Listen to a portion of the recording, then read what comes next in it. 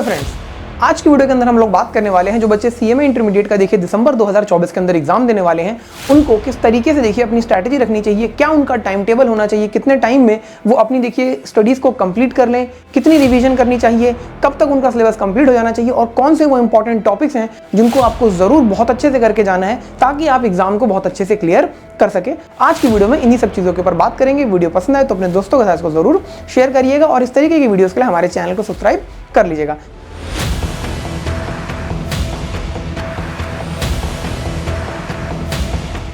तो आइए बिना किसी देरी के स्टार्ट करते हैं। सर, अगर हम लोग सीएमए इंटरमीडिएट का एग्जाम देने वाले हैं दिसंबर 2024 के अंदर, तो सर हमारे लिए टाइम टेबल क्या होना चाहिए और किस तरीके से हमें अपने सिलेबस को कंप्लीट करना है। तो सर जरा ध्यान से समझिएगा आपके पास क्या क्या चीज़ें हैं अभी आज की डेट में। तो सर अगर मैं आपका टाइम देखूं तो अगस्त के तकरीबन आपके पास 9 दिन है, सितंबर के मंथ में 30, अक्टूबर के मंथ में 31 और नवंबर में आपके पास 30 दिन और दिसंबर में आपके पास 10 दिन है। तो यानी कि टोटल आपके पास देखिए 110 दिन का आज की डेट से अगर हम टाइम निकालें तो निकल कर आ जाता है। तो यानी कि आपको इन 110 दिनों के अंदर जो है अपना सिलेबस कंप्लीट करके रिवीजन करनी है। तो सर यहां पर एक बात ध्यान रखिएगा कि अगर आपने अपनी स्टडीज ऑलरेडी स्टार्ट कर दी हैं तो बहुत अच्छी बात है, लेकिन अगर आपने अपनी स्टडी स्टार्ट नहीं करी है तो मैं आप लोगों को सजेस्ट करूंगा कि आप एक ग्रुप ही दीजिएगा, दोनों ग्रुप नहीं दीजिएगा।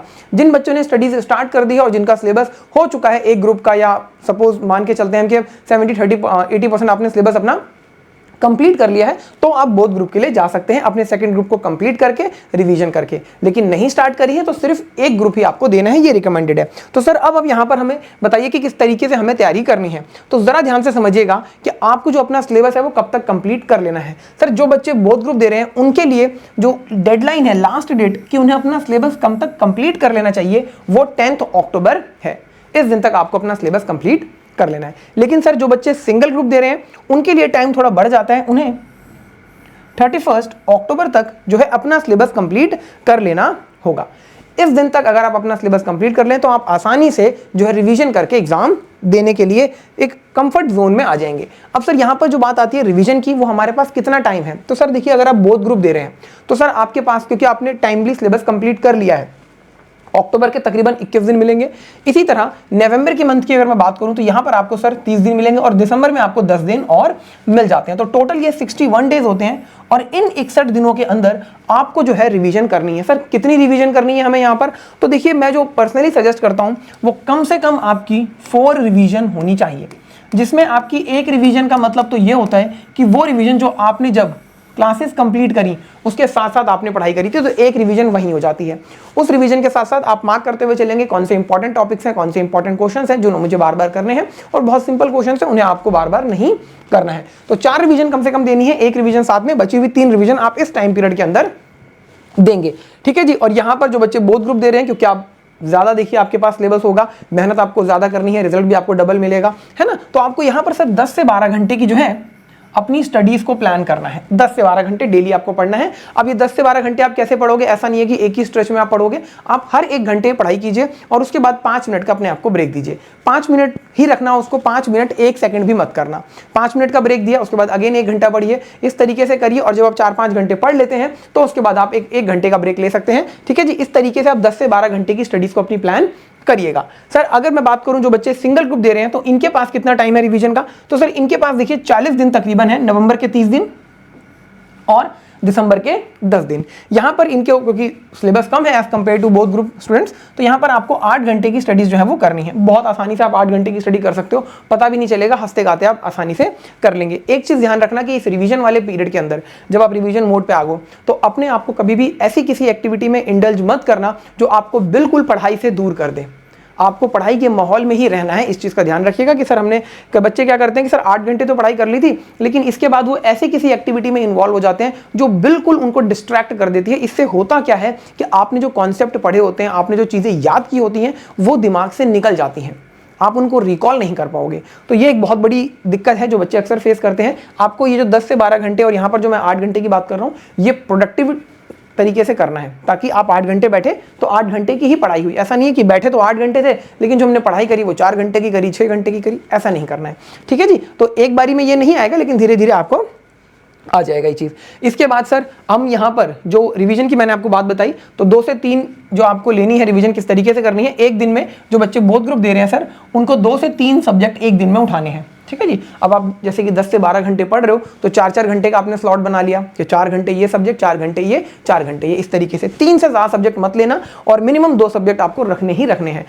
ठीक है जी। एक ग्रुप दे रहे हो तो वहां पर भी आपको 2 सब्जेक्ट अपने रखने हैं एक दिन के अंदर। ठीक है जी। आप 4-4 घंटे के हिसाब से रख सकते हो। आप इसका कॉम्बिनेशन किस तरीके से बनाओगे, एक आपका न्यूमेरिकल पेपर रहेगा, एक आपका थ्योरी पेपर रहेगा। थ्योरी पेपर के लिए कोशिश करना कि मॉर्निंग टाइम में आप पढ़ाई करो या बिल्कुल फ्रेश मूड से पढ़ाई करो, क्योंकि थ्योरी में बच्चे क्या करते हैं अक्सर इस टाइम पे पढ़ना शुरू करते हैं जब वो थक जाते हैं, तो थ्योरी याद नहीं होती, बोरिंग लगने लगती है और आपको नींद आने लगती है।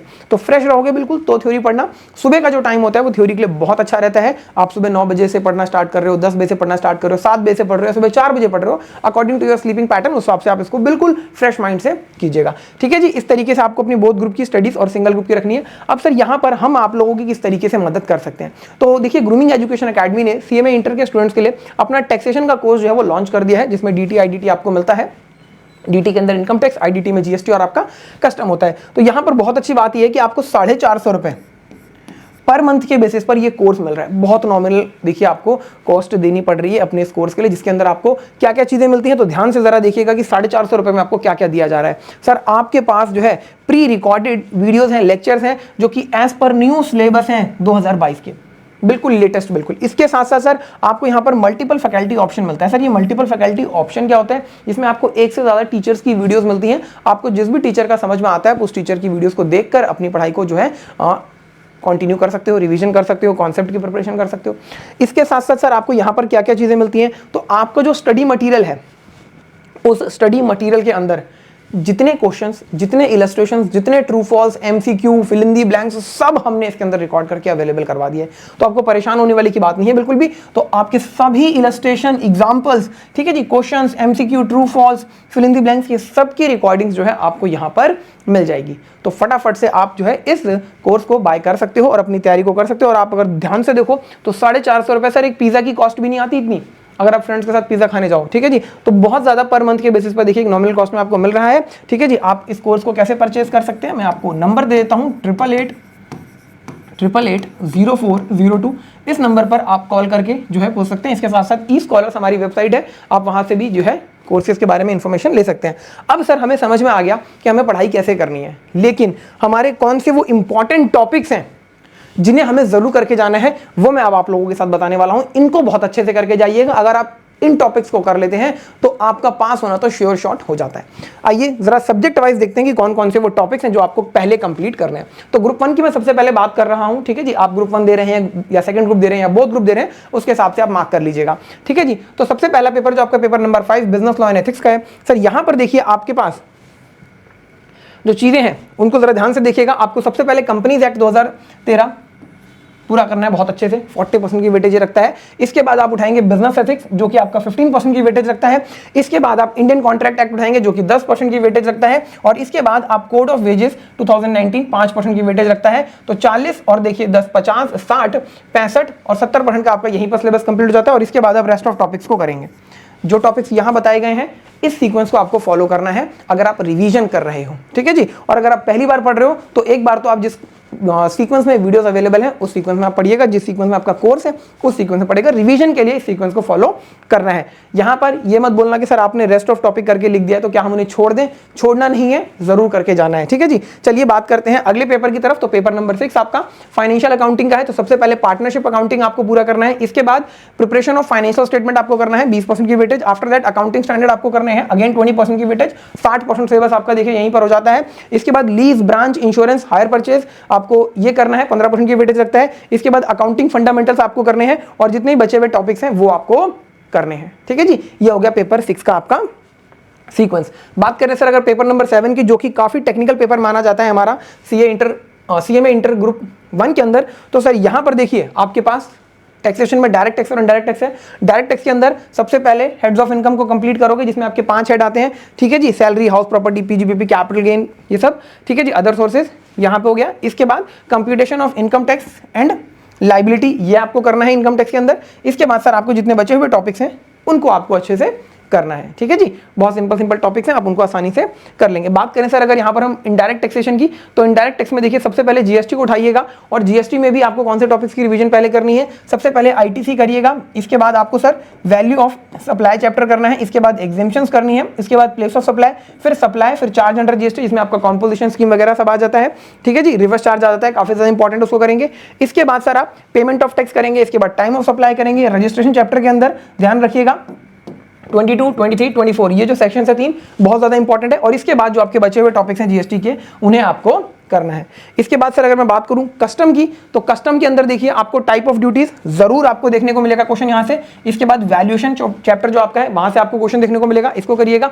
इसके बाद computation of accessible value and duties, और फिर आपको बचे हुए टॉपिक्स को करना है। तो यहां पर टैक्सेशन के पेपर के अंदर किस तरीके से आपको देखिए अपना सीक्वेंस फॉलो करना है with respect to direct tax and indirect tax, मैंने आपको पूरा बता दिया है पेपर नंबर 7 की मदद से। चलिए बात करते हैं पेपर नंबर 8 की हमारा, जो कि आपका कॉस्ट अकाउंटिंग का पेपर है। तो इसमें आप सबसे पहले मेथड ऑफ कॉस्टिंग को कंप्लीट कीजिएगा, जिसमें आपका जॉब, बैच, प्रोसेस, ठीक है जी, कॉन्ट्रैक्ट और सर्विस कॉस्टिंग, जैसे कि ट्रांसपोर्टेशन के केस में, हॉस्पिटल के केस में, होटल्स के केस में किस तरीके से कॉस्टिंग निकाली जाती है, वो सारी बातें आती हैं। तो ये आपको टॉपिक करना है।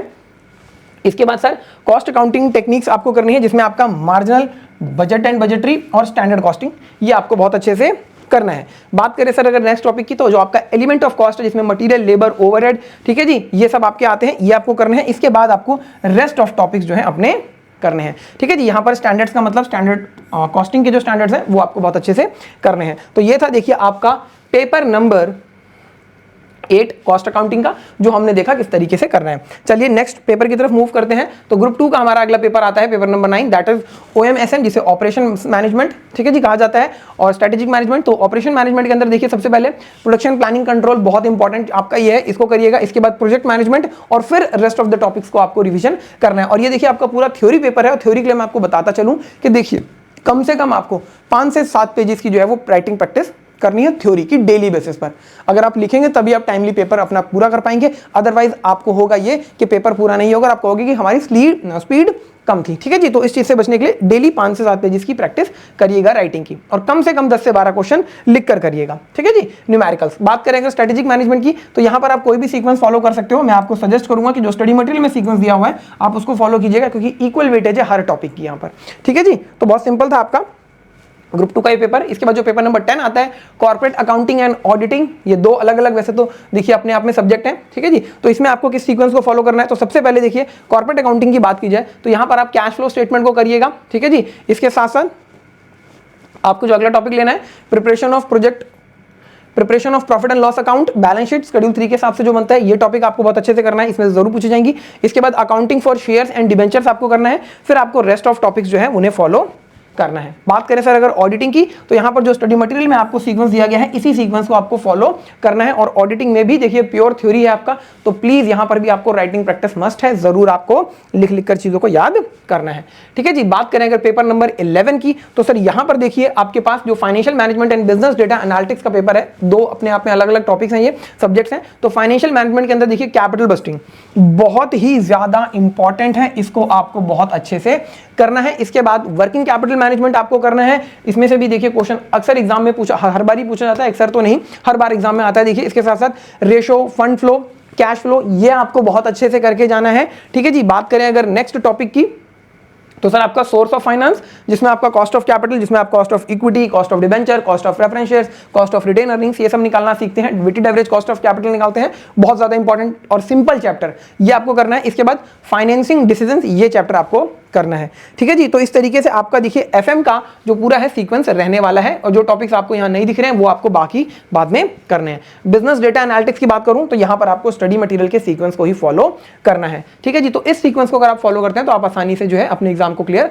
कर सकते हैं। तो ये था financial management and business data analytics का आपका पेपर नंबर 11, जिसको आपको किस तरीके से करना है। ठीक है जी, बात करें अगर हम हमारे पेपर नंबर 12 की, जो कि ग्रुप 2 का आपका लास्ट पेपर है, तो सर यहां पर मैनेजमेंट अकाउंटिंग बहुत ज्यादा इंपॉर्टेंट आपका, अगेन 100 मार्क्स का पेपर। तो डिसीजन मेकिंग टूल्स जो है आपके बहुत इंपॉर्टेंट है, सबसे पहले इसको करिएगा, 30% की वेटेज आपको मिलती है। मार्जिनल कॉस्टिंग यहां पर देखिए, ऑडिट, इसकी एप्लीकेशंस बहुत इंपॉर्टेंट है, आपको फाइनल में भी बहुत हेल्प करेंगी, अच्छे से इसको प्रिपेयर करिएगा। ठीक है जी, इसके बाद सर अगर हम बात करें अगले टॉपिक की, तो एक्टिविटी बेस्ड कॉस्टिंग, इतना आसान और सिंपल चैप्टर, और आसानी से आप इसको कर सकते हो, इसको करिएगा। इसके बाद स्टैंडर्ड कॉस्टिंग को आपको करना है। स्टैंडर्ड कॉस्टिंग में बच्चे अक्सर दिक्कत करते हैं इसके क्वेश्चन की प्रैक्टिस बार बार कीजिएगा लिख कर। इसके बाद फॉरकास्टिंग, बजटिंग, आपका जो बजटरी कंट्रोल का टॉपिक है, ठीक है जी, जिसमें आप बजट बनाना सीखते हैं, ये आपको करना है। इसके बाद डिसीजन थ्योरी आपको करना है और फिर जो बचे हुए टॉपिक्स हैं वो सर आपको यहाँ पर करने हैं, ठीक है जी। तो ये था देखिए आपके वो पूरे सभी टॉपिक्स जो आपको ग्रुप 1 और ग्रुप 2 के अंदर किस तरीके से सीक्वेंस वाइज फॉलो करने हैं और करने हैं, जो मैंने आपको